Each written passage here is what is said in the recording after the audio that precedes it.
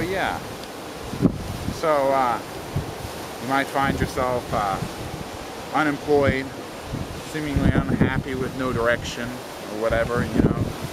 You need to get a job, make some money, buy some shit, pay some bills, that sort of stuff, so you can move on with getting older and working harder, doing most of that stuff. And then you just have to sort of stop and realize, I'm like, what is it exactly that I'm so unhappy about? What is it that I need? What do I want? I mean, do I really need anything, or is everything just sort of okay already? You know, maybe I'm just happy to be alive, you know? So then, that's when you kind of have to, like, get a hold of yourself and realize that, you know, life's not so bad.